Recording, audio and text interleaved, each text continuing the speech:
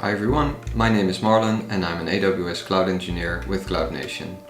This video will be about using the AWS Backup Service to create a clear and centralized overview of your protected resources and your available backups on AWS.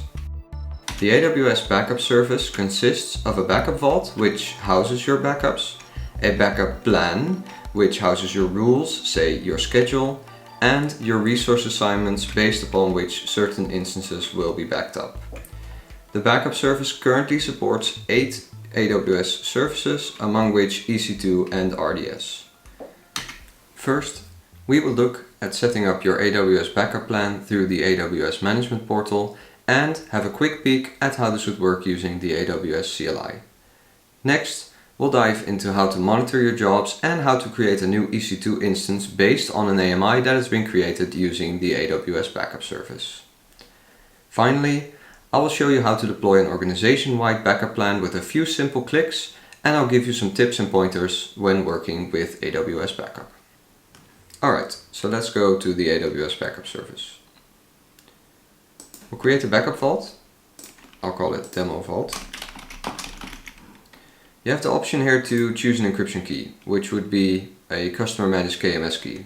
But even if you don't, you will always have encrypted backups in your backup vault. For this demo, I won't be using a custom key. Now you can see that there's been an appointment of an AWS KMS key. So next we can create the backup plan. You have 3 options to choose from here. You can start with a template, you can build a new plan, or you can define a plan using a JSON expression. For this demo, I'll be building a new plan, which I will call Demo Plan. The rule would be the demo rule. I want a daily backup in my demo vault, which we just created. Now, if you were to enable continuous backups, you would have point-in-time restore available for any RDS that's being backed up by the AWS Backup Service. I want a custom backup window starting at 1 AM, and it should start within 1 hour. The start within parameter means that if the backup fails to start within 1 hour from the start time, then the backup job for that moment will be cancelled and will be skipped. The complete within parameter will be 4 hours for my demo, and the same thing goes if the backup fails to complete within 4 hours, then the backup job will be cancelled. For EFS, you can have your backups transition to cold storage. Keep in mind that if you set this, the expiry has to be at least 90 days after the transition. So if I would set 1 week for the transition and then a retention period of 2 weeks, I would get an error saying that this is not possible. Now I won't do any transition for this demo. The retention period, I'll have a retention period of 3 weeks or 21 days. And I won't be copying it to any destination. So if you would choose, I'm currently in Ireland, and if you would choose, for example, Frankfurt as a copy destination, then you also get to select the destination backup, and your daily backups will also be copied daily after completion to the backup vault in Frankfurt. I'll remove this and I'll create the plan.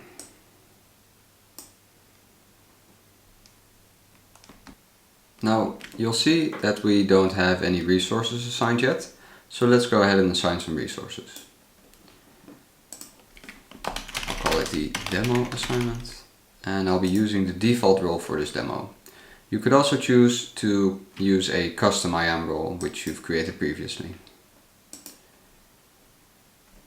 I'll set the key demo backup and the tag to true. So what this does is if you tag any resource which can be backed up by AWS using the key demo backup and the value true, then it will be taken along in this backup plan and a backup will be created.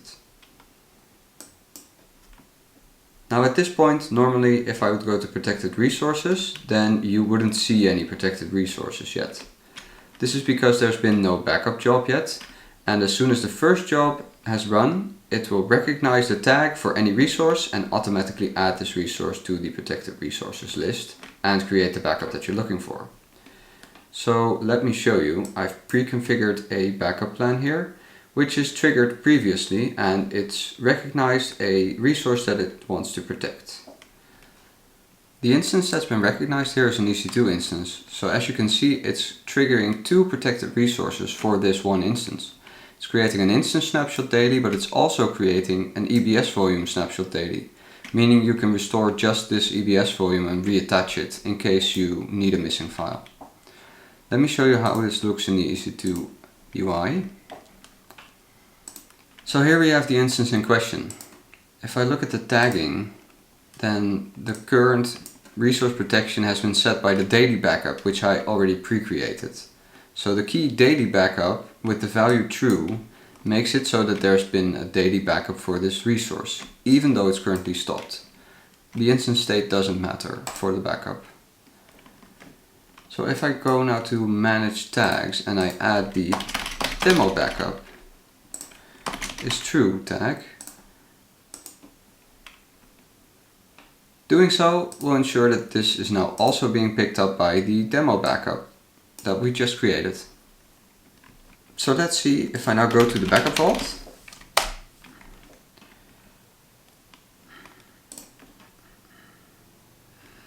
For the daily backup vault, which I had pre-configured, there's already some recovery points because the backup job is already run. So if I now pick one of these AMI images and I press restore, you'll see that there's a simplified restore screen where I could bring up the backup relatively quickly. But let's go to the extended screen, which is the EC2 instance launch wizard. You'll end up in the same menu as you would if you would just launch a new EC2 instance. And I'll show you here that the AWS Backup AMI has been selected for this. So now if I just skip to the end and press launch,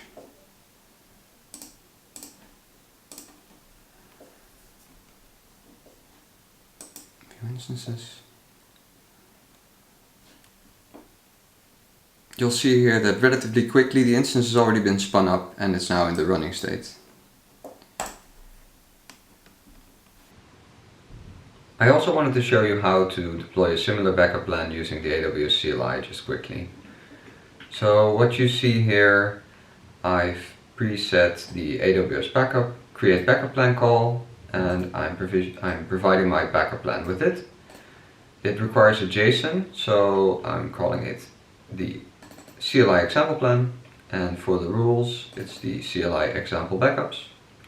My schedule expression, my start window in minutes. You can also set the completion window here, the target backup vault name, which is now the default, and then the life cycle for the backups. This is just my profile and I want it set for EU West 1. So let me run that. You'll see that it's set in a matter of seconds, and now if I go to my UI and refresh, there you go, the CLI example plan with the example backups. Alright, now let's see how to set up an AWS backup plan for your organization. I've gone to the AWS backup service. If I now go to the My Organization backup policies, you'll see that I've pre-configured an organization backup plan. This is the screen you'll end up in after configuring the backup plan, which is exactly the same as I've shown you previously. You can select a target here. I've already done this, and my target is the AWS CN dev or dev account. So let's switch to this account and I'll show you what the policy looks like on the receiving end. So I've switched to the dev account. Here the organization backup plan is visible, and you see that if I open it, it actually gives me a message saying that I'm not allowed to delete it or edit it because it's managed from the organization.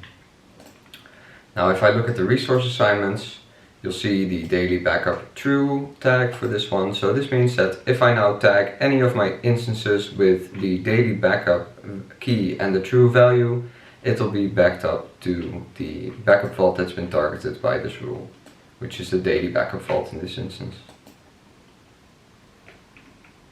So here's some pointers and tips on working with AWS Backup. First, the organization backup policy.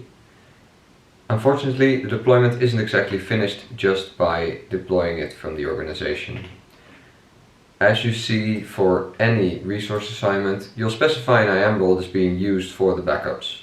Now, whether this is the AWS service role or a custom role, when you create the backup plan from the UI, this role is created for you.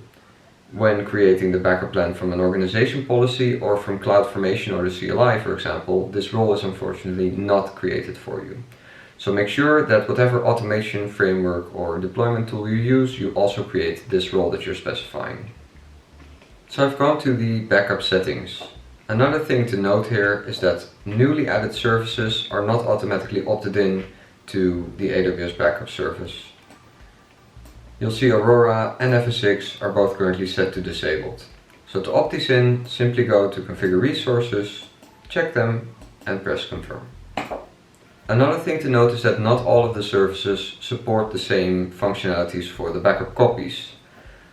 So, for example, DynamoDB doesn't support cross-region backups. I'd suggest you read into the details if you're going to work with this. One final thing to note is that, for example, when you're running your RDS service automated backups and you also have an AWS Backup Plan, which is targeting your AWS RDS service, make sure that you're not running your AWS Backup Plan at the same time as the RDS automated backup is running. These will conflict and one of the two services will come back with an error saying that a backup is already running for this service, as the AWS Backup service natively integrates into the RDS backup construct. Alright, that covers the topics for this video. Thank you for watching, hope we see you next time. Bye bye!